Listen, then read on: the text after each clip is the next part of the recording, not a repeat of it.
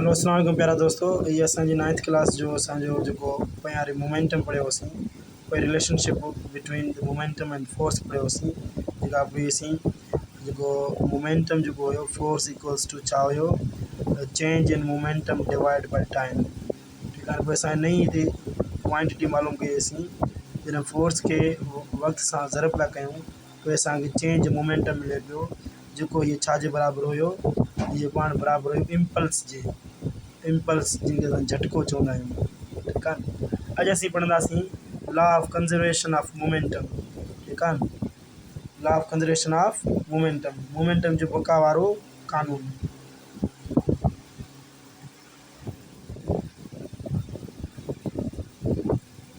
ऐं law of conservation of momentum जी जेका डेफिनेशन आहे उहा छा थी चए, the momentum before the collision, the momentum before the collision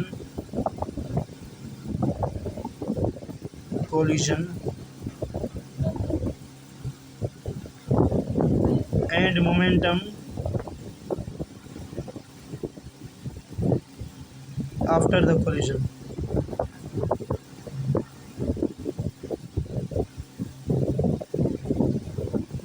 After the collision is always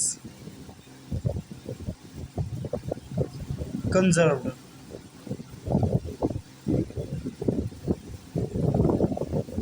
हाणे ही छा थो चए मोमेंटम जेको मोमेंटम आहे टकराइण खां पहिरीं, मोमेंटम टकराइण खां पहिरीं ऐं टकराइण खां पोइ, मोमेंट कोलिजन चवंदा आहियूं टकराइण खे।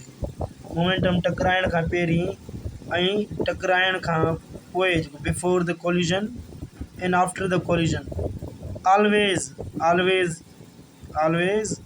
कंज़र्व्ड। हाणे कंज़र्व्ड उहा क्वांटिटी हूंदी आहे जेका कॾहिं बि तब्दील न थिए, कॾहिं बि ख़तमु न थिए, मतिलबु हमेशह उहा बरक़रार हुजे, हमेशह हुनजो वजूद हुजे, कॾहिं बि ख़तमु न थिए। जीअं law of conservation of charge, हिकु तार में अगरि असां हेॾां जेतिरा इलेक्ट्रॉन ॾींदासीं ओतिरा इलेक्ट्रॉन असां हेॾां ई वापसि हासिलु कंदासीं। इहे न थींदो त हिन वायर में अंदरि किथे इलेक्ट्रॉन फासी पिया हुजनि वग़ैरह। अहिड़ी रीति law of conservation of mass आहे। ठीकु आहे न। जेको 4 किलोग्राम जो रिएक्शन खां पहिरीं 3 किलोग्राम रिएक्शन खां पहिरीं, रिएक्शन खां पोइ बि जेको बि मटीरियल हूंदो 3 किलोग्राम ई हूंदो, और तव्हांखे थोरो तब्दील थींदो जंहिंमें रिएक्शन दौरान एक्ज़ोथर्मिक एनर्जी ख़ारिज थींदी। ईअं अहिड़ी रीति law of conservation of energy आहे। कंहिं बि शइ जो एनर्जी टकराइण खां एनर्जी ना ई पैदा थिए थी, ना ई फना थिए थी, उहा एनर्जी बरक़रार हूंदी, मगर उहा एनर्जी हिकु सूरत में या ॿी सूरत में तब्दील थींदी। ठीकु आहे न। अहिड़ी रीति ही law of conservation of momentum आहे। ऐं जीअं असांखे ख़बर आहे मोमेंटम छा हूंदो आहे, P equals to M into V। ठीकु आहे न। क्रॉस प्रोडक्ट आहे M ऐं V जो। हाणे ॾिसंदासीं त फ़र्ज़ु कयो, इमेजिन कयो असांजा इहे 2 बॉल आहिनि। ठीकु आहे न। इहे 2 बॉल आहिनि। सपोज़ ॾिस, हीअ M1 आहे ऐं हीअ U1 आहे। U मतिलबु उनजी शुरूआती रफ़्तार। अहिड़ी रीति ही M2 आहे ऐं हीअ U2 आहे। त हिन जो हीअ momentum, initial momentum P1 initial momentum, हीअ थियो P2 इनिशियल मोमेंटम। ठीकु आहे न। हाणे कुझु वक़्त खां पोइ इहे बॉल ऑब्जेक्ट ॿई हलंदा पिया, अचानक सपोज़ कुझु वक़्त खां पोइ जॾहिं बॉल पाण में टकराया, बॉलनि ॿिन्हिनि जो कोलिजन थी, टकराइजी विया। ठीकु आहे न। टकराइजी विया, कोई बि मूव कनि था पिया।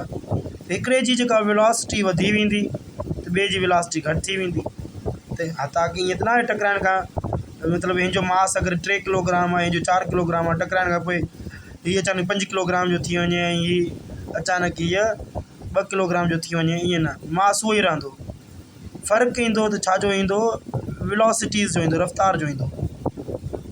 हीअ जहिड़ी रफ़्तार सां हिन सां टकरायो, जहिड़ी पहिरीं रफ़्तार U1 सां हले पियो, जीअं टकराए U2 सां हले पियो, जीअं हिननि ॿिन्हिनि जे विच में टक्कर थी, हीअ अगरि हीअ U1 अगरि हीअ वधीक हुजे हिन जी रफ़्तार ऐं हिन जी U2 जी घटि हुजे, हिन जी कुझु रफ़्तार हिन में शिफ्ट थी वेंदी ऐं हीअ तेज़ रफ़्तार सां मूव कंदो। मतिलबु हिन में मोमेंटम वधीक थी वियो, त अहिड़ी रीति हिन जो मोमेंटम घटि थी वेंदो। हाणे इन जी मिसाल जी मिले थी तव्हां स्नोकर कंदा आहियूं स्नोकर में जी सपोज़ ये बाल पिया हूंदा आहिनि छा हूंदा आहिनि ये बाल पिया हूंदा आहिनि ऐं हीअ असां जेके स्ट्राइकर हूंदो आहे जॾहिं की स्टिक हणंदा आहियूं असां ठीकु आहे न जॾहिं स्टिक हणंदा आहियूं त हीअ टकराइजी वेंदी आहे हिन जी ॾिसंदासीं मोमेंटम जेको हूंदो आहे P = m/v हिन जी वेलोसिटी हिन जो मास उहो ई सभिनी जो मास साॻियो ई हूंदो मां चयो मास 1 = मास 2 = मास 3 = मास ये हलंदा वेंदा सभिनी जा मास जेके आहिनि बराबरि आहिनि हाणे फ़र्क़ु ईंदो त किथे ईंदो सभिनी जी रफ़्तारनि में ईंदो हाणे जी मास जेतिरो हिन जो मास आहे एतिरो हिननि सभिनीनि जो बालनि जो मास आहे जंहिं खे स्टिक हईंसीं फोर्स हईंसीं हीअ जीअं रफ़्तार सां वञे थो हीअ जीअं तव्हां हिट कंदो हीअ पंहिंजी रफ़्तार सभिनि में शिफ्ट करे छॾींदो हीअ सभई रफ़्तार सां मूव कंदा हाणे मां चवां हिननि सभिनि जो मोमेंटम चेक कयां ऐं जेको मोमेंटम टकराइण खां पहिरीं जेको हिन जो मोमेंटम हुयो उहो सभिनीनि जो बराबरि थींदो मतिलबु टकराइण खां पहिरीं जो लॻातार रफ़्तार सां अचे पियो इहो मोमेंटम जॾहिं हिट कयो पोइ हिन सभिनी जो मोमेंटम मां जॾहिं कैलकुलेट कयो ऐं इक्वेट कयो त ख़बर पई त हिन जो मोमेंटम सभु बराबरि हुयो पर इन जी वेलोसिटी शिफ्ट थी वई सभिनि बालनि में इन जो चवंदा आहियूं न्यूटन जो third law action is opposite reaction हाणे तव्हांखे सम्झ में अची वियो हूंदो त मोमेंटम हमेशह टकराइण खां पहिरीं टकराइण खां पोइ साॻियो हूंदो आहे हिन जी इक्वेशन कहिड़ी आहे m1u1 + m2u2 ठीकु आहे न टकराइण खां पहिरीं मोमेंटम जेको पोइ टकराइण खां पोइ m1v1 +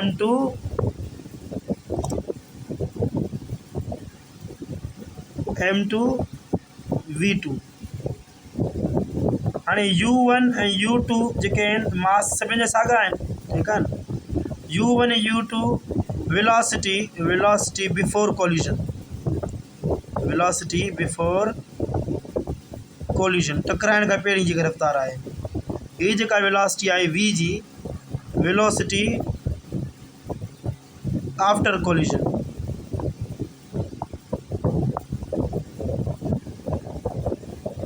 ऐं जो ॾिसंदासीं हीअ जेको मोमेंटम जेको आहे P initial momentum of 1 plus initial momentum of 2 छाकाणि मास 2 मास 1 बराबरि आहे final momentum of 1 plus final momentum of 2 ठीकु आहे